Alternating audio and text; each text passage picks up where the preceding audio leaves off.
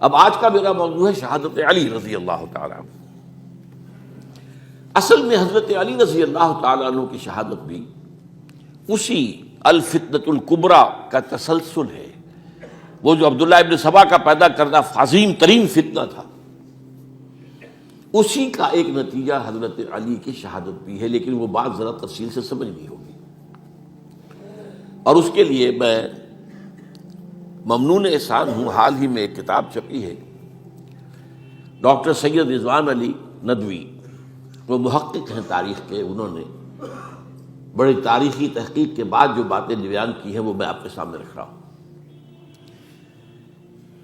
عرب میں جنوب مغرب کی کونے میں، جہاں یہ یمن بھی آباد ہے، اس کے اوپر نجران ہے، اسی علاقے میں یمامہ کا علاقہ کہلاتا ہے۔ یہاں ایک قبیلہ آباد تھا، بنو تمیم۔ یہ جو لوگ تھے بڑے کرخت مزاج، جنگجو، اکھڑ، ضدی، اور جس بات کو ایک دفعہ مان لے اس پر اڑ جانے والے اور مر مٹنے والے۔ یہیں سے فتنہ پہلا اٹھا تھا، سب سے بڑا جو نئے جھوٹے نبی کھڑے ہوئے تھے ان میں سب سے بڑا تو مسلمہ کذاب تھا، یہی تو علاقہ تھا۔ اور اس کے خلاف اس فتنے کی سرکوبی میں کتنے صحابہ، 1200 صحابہ ایک جنگ کے اندر شہید ہوئے، جن میں 500 جو ہیں وہ حفاظ تھے رضی اللہ تعالیٰ عنہ۔ تو یہ لوگ جو یہ تھے بڑے زوردار تھے۔ اس قبیلے کے بارے میں حضرت عمر رضی اللہ تعالیٰ عنہ نے ایک بڑی عجیب حکمت عملی اختیار کی۔ ان کو وہاں سے اکھاڑ کر اور ایران کی سرحدوں پر آباد کر دیا، اب جہاں پر جہاد ہو رہا تھا، تاکہ ان کے اندر جو یہ جنگجوئی ہے یہ اب اس مقصد کے لیے استعمال ہو، اب وہ دارالاسلام کی توسیع کے مقصد کے لیے استعمال ہو، اور وہ ہوئی۔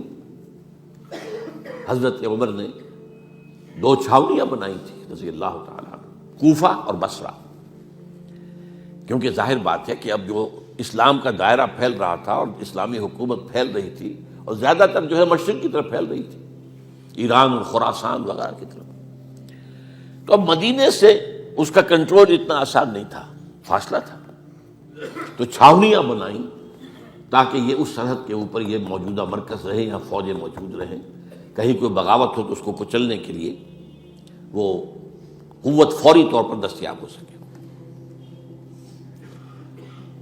یہ لوگ ہیں کہ جو عبداللہ ابن سبا کی فتنے سے سب سے زیادہ متاثر ہوئے۔ ان کی مزاج میں وہ کجی تو تھی نا۔ حضرت عمر بھی ان کا جو ایک مضبوط کنٹرول تھا انہیں دبائے رکھا ہے، اور ان کا رخ جو ہے ایک دوسری طرف موڑ کر اس سے اسلام کو فائدہ پہنچایا۔ لیکن اس کے بعد جب فتنہ جو آیا یہ عبداللہ ابن سبا، تو سب سے بڑھ کر یہی لوگ اس کے ماننے والے، اور انہی میں سے وہ لوگ تھے جنہوں نے جانیں بھی دے دی ہیں، جنہیں حضرت علی نے زندہ جلایا ہے، اس لیے کہ وہ کہتے تھے کہ علی خدا ہے۔ اے علی تم خدا ہو، تم ہمیں آگ میں جلا رہے ہو، یہ تو تم ہمارا امتحان لے رہے ہو۔ وَلَنَبْلُوَنَّكُمْ بِشَيْءٍ مِّنَ الْخَوْفِ وَالْجُوعِ وَنَقْصٍ مِّنَ الْأَمْوَالِ وَالْأَنفُسِ وَالثَّمَرَاتِ، اب وہ اس آیت کو اپنے اوپر منطبق کر رہے ہیں۔ تو یہ جو کرخت لوگ تھے، انہوں نے در حقیقت جو ہے عبداللہ ابن سبا کے کردار میں سب سے بڑا رول پلے کیا، اور انہی کے ہاتھ میں حضرت عثمان شہید ہوئے رضی اللہ تعالیٰ۔ اور اس کے بعد انہوں نے حضرت علی رضی اللہ تعالیٰ عنہ کو اپنے گھیرے میں لے لیا، کیونکہ انہی کی کثیر تعداد موجود تھی مدینے میں جب حضرت عثمان شہید ہوئے۔ اس کے بعد اب ظاہر بات ہے کہ کوئی نہ کوئی تو خلیفہ ہونا چاہیے تھا۔ حضرت طلحہ سے کہا گیا، انہوں نے معذرت کر لی، حضرت زبیر سے کہا گیا، انہوں نے معذرت کر لی۔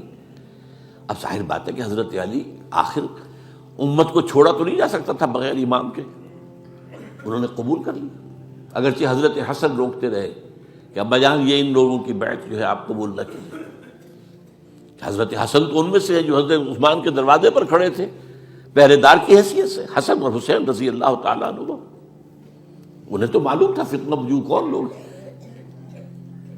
اس کے بعد حضرت علی رضی اللہ تعالیٰ عنہ نے اسی حکمت سے، جس حکمت کے تحت حضرت عمر نے یہ چھاونیاں آباد کی تھی، دارالخلافہ بھی مدینے سے کوفہ منتقل کر دیا، تاکہ پورے عالم اسلام کو کنٹرول کیا جا سکے اس مرکز کے ساتھ۔ اس کا نتیجہ یہ نکلا کہ اب گویا کہ حضرت علی کے گرد ان لوگوں کا گھیراؤ مکمل، کوفے میں یہی تو آباد تھے، کوفی یہی تو تھے، حضرت عمر نے انہیں لا کے یہاں آباد کیا تھا۔ جب حضرت علی نے کوفے کو اپنا دارالخلافہ قرار دیا تو گویا کہ ان کا پھر عمل دخل بہت بڑھ گیا۔ ایک طریقے سے یوں کہا جا سکتا ہے کہ انہوں نے اب حضرت علی رضی اللہ تعالیٰ عنہ کو اپنے محاصرے میں لے لیا۔ چنانچہ جنگ جمل کے موقع پر یہ ہوا ہے کہ صلح ہو گئی تھی، حضرت عائشہ رضی اللہ تعالیٰ عنہ کے جو نمائندے تھے اور ادھر سے حضرت علی، صلح ہو گئی تھی، طے ہو گیا تھا کہ ہاں قاتلین عثمان کو جو ہے ان کو سزا دی جائے گی، قصاص لیا جائے گا حضرت عثمان کی قتل کا۔ لیکن ان لوگوں نے 10,000 آدمی کھڑے ہو گئے کوفے کے اندر، ہم سب قاتل ہیں عثمان کے، لو قصاص ہم سے اگر لے سکتے ہو۔ جس کے نتیجے میں اور انہوں نے جنگ شروع کر دی، اور جب جنگ شروع ہو جائے تو پھر اس کے بعد تو کوئی نہیں دیکھ سکتا کیوں شروع ہوئی، کیسے شروع ہوئی، کس نے شروع کی۔ اب تو یا مارو یا مرو، دو ہی باتیں ہوتی۔ 10,000 مسلمان ایک رات میں شہید ہوئے جنگ جمل میں۔ اب اس کے بعد حضرت علی رضی اللہ تعالیٰ عنہ کی خلافت جو ہے حضرت امیر معاویہ نے ماننے سے انکار کر دیا۔ جب تک قاتلین عثمان کو سزا نہیں دیتے ہم بیعت نہیں کریں گے۔ یہ نہیں کہ دعویٰ کیا ہو کہ میں خلافت کا حقدار ہوں، یہ نہیں، لیکن یہ کہ آپ کو ان کو سزا دینی چاہیے۔ اب یہ تھا وہ مخمصہ جس میں حضرت علی رضی اللہ تعالیٰ عنہ وہ فرماتے تھے تم میرا ساتھ دو تو میں ان قاتلین عثمان سے سزا جو ہے ان کو سزا دے سکتا۔ ادھر انہیں پتا تھا کہ میں سرنڈر کرتا ہوں تو مجھے علی تک تو پہنچنے کوئی نہیں دے گا، راستے میں ختم کر دیں گے رضی اللہ تعالیٰ عنہ۔ تو یہ پیچ تھا ایک جو ایسا پڑا ہے۔ اب اس میں جب حضرت معاویہ اور حضرت علی کے مابین فیصلہ کن جنگ ہوئی، جنگ صفین جسے کہتے ہیں، جس میں 70,000 مسلمان ایک دوسرے کی تلواروں، تیروں، نیزوں سے قتل ہوئے۔ اس موقع پر حضرت معاویہ کی طرف سے ایک آفر آئی، قرآن مجید کو نیزے پر اٹھا کر لوگوں نے کہا کہ یہ خون ریزی بند کر دو، ہم قرآن کا فیصلہ ماننے کو تیار ہیں۔ حضرت علی دیکھ رہے تھے کہ یہ اصل میں میری فتح کو شکست سے بدلنے کا پروگرام ہے، تقریباً فتح میری ہو چکی ہے، لیکن یہ جو طبقہ تھا یہ انہوں نے کہا نہیں بڑی ٹھیک بات کہہ رہے ہیں وہ، مانیے ان کی بات، جنگ بند کی۔ انہوں نے ہی یہی لوگ تھے جنہوں نے مجبور کیا حضرت علی کو کہ وہ تحکیم پر رضامند ہو جائے۔ اس کے بعد تحکیم میں جو معاملہ ہوا، حضرت علی حضرت عبداللہ ابن عباس کو اپنی طرف سے حکم بنانا چاہتے تھے، یہ اڑ گئے نہیں، یہ اڑ جانے والے لوگ، اور یہی اصل قوت تھے، وہاں ساری طاقت کوئی نہیں کی تھی۔ تو انہوں نے ابو موسیٰ اشعری کو اپنی طرف سے مقرر، وہ بہت نرم خو آدمی تھے، انہیں بناؤ۔ بہرحال جو بھی بات طے ہوئی، اب تاریخ کی روایتوں میں اختلاف ہو سکتا ہے، کہا یہ جاتا ہے کہ طے تو یہ ہوا تھا حکمین کے مابین، ادھر سے ابو موسیٰ اشعری، ادھر سے عمرو بن العاص رضی اللہ تعالی عنہما، کہ آپ اپنے جو کلائنٹ ہیں حضرت علی آپ انہیں معزول کر دیجئے، میں معاویہ کو معزول کر دیتا ہوں، پھر جو ہے مسلمان فیصلہ کر لیں کسی اور کی عبادت۔ انہوں نے کھڑے ہو کے کہہ دیا میں علی کو معزول کرتا ہوں، اور عمرو بن العاص نے کہا کہ میں معاویہ کو قائم کرتا ہوں۔ اب یہ ہے روایت، واللہ عالم اس میں کتنا سچ ہے کتنا جھوٹ ہے، میں کوئی مورخ نہیں ہوں، میں کوئی تاریخ کا محقق نہیں ہوں۔ اس کے بعد جو ہے اب یہ لوگ جنہوں نے کہا کہ مانیے تحکیم کو، اور جب انہوں نے حضرت علی نے اس تحکیم کے فیصلے کو ماننے سے انکار کیا تو باغی ہو گئے، حضرت علی کو کافر قرار دیا، اور جا کر ایک جگہ پر حرورہ ایک جگہ تھی وہاں پر جا کے جمع ہو گئے، جتھا بندی کی بہت بڑی طاقت پر وہاں کری۔ انہوں نے طے کیا کہ علی بھی کافر ہو گیا، معاویہ بھی کافر ہو گیا، عمرو بن العاص بھی کافر ہو گئے، سب کافر ہیں۔ حضرت علی کی طرف سے ایک گئے سفیر ان سے بات کرنے کے لیے، تو انہوں نے کہا تم ہی نے تو کہا تھا کہ تحکیم کو تسلیم کرو، کہ ہاں ہم نے گناہ کیا تھا، کفر کیا تھا، ہم توبہ کی ہم نے۔ اگر علی بھی مان لے کہ میں نے مان کر کفر کیا تھا، اب میں توبہ کرتا ہوں، تو ہم ان کی بات مان لیں گے۔ اب حضرت علی اس طرح کا جھوٹ کیسے بولتے ہیں؟ انہوں نے تو کوئی کفر نہیں کیا تھا۔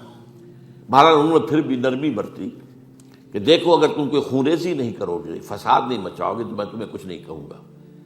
لیکن وہ اپنی ان شرارتوں سے بعد نہیں آئے۔ تو پھر تیسری جو بڑی جنگ ہوئی ہے ان جنگوں میں، جنگ نہروان کہلاتی ہے، حضرت علی کی جنگ خوارج کے ساتھ، جس میں 4000 خارجی جو ہیں وہ قتل ہوئے۔ اور یہ بات اب آپ نوٹ کر لیجئے کہ یہ لوگ جیسا کہ اکھڑ بھی تھے لیکن اپنی بات پر ڈٹ جانے والے تھے، لیکن ساتھ ہی دیندار بھی تھے، نمازی اور روزے دار بھی تھے۔ یہ اس طرح کے لوگ نہیں تھے کہ جو فاسق اور فاجر ہو، بس یہ مزاج کا ایک ہے، جو بات دل میں بیٹھ گئی اڑ گئے۔ تو یہ اصل میں انہوں نے پھر فیصلہ کیا کہ اور تو ہمارے بس میں اب کچھ نہیں ہے، ان تینوں کو قتل کر دیا جائے، علی کو بھی اور معاویہ کو بھی اور عمرو بن العاص کو بھی۔ تو ایک جگہ ان کی سازش ہوئی، 3 آدمی معین ہو گئے، ایک ہی وقت کا طے فیصلہ ہو گیا، فلاں تاریخ کو فجر کے وقت تم جاؤ، وہ تم کوفے کی جامع مسجد میں، جب علی نماز جماعت کرا رہے ہو خنجر مارو انہیں۔ اور یہ اس کا نام ابن ملجم تھا، خارجی، یہ وہی لوگ بنو تمیم کے لوگ۔ دوسرا جو تھا وہ دمشق میں حضرت معاویہ کو قتل کرنے، شہید کرنے کے لیے پہنچ گیا۔ تیسرا مصر پہنچ گیا حضرت عمرو بن العاص کو۔ اب یہ بات اللہ کی طرف سے ہے، یہ تو اس کی مشیت ہے، اس کا فیصلہ ہے۔ حضرت علی پر وار کارگر ہوا، اب شہید ہو گئے۔ حضرت معاویہ پر وہ وار ذرا اوچھا پڑا، زخمی تو ہوئے لیکن آپ کی جان بچ گئی۔ عمرو بن العاص اس روز مسجد میں کسی معذوری کی وجہ سے، عذر کی وجہ سے فجر میں آ ہی نہیں سکے، لہذا حضرت علی کی شہادت ہو گئی۔ اب یہ ہے اصل پس منظر، کن لوگوں نے کیا شہید، اصل میں وہ سمجھ لینے کی بات ہے۔ یہ خوارج نے شہید کیا، لیکن خوارج کا فتنہ سبائی فتنے ہی کا آف شوٹ ہے، اسی کے ذیل میں ہے، اسی کی ایک شاخ ہے، اسی کا ایک نتیجہ ہے۔ یہ خوارج جو ہے بعد میں بھی ان کی مسلسل جو ہے وہ جنگیں رہی ہیں۔ بہرحال اس صورتحال کو یہ سمجھ لیجئے کہ یہ خلفائے ثلاثہ رضی اللہ تعالی عنہ، حضرت عمر شہید، عثمان شہید، علی شہید۔ عجیب بات ہے کہ تینوں کا نام عین سے شروع ہوتا ہے، عمر عین سے، عثمان عین سے، علی عین سے، تینوں شہید ہوئے ہیں۔ لیکن یہ کہ یہ ہے تاریخی پس منظر۔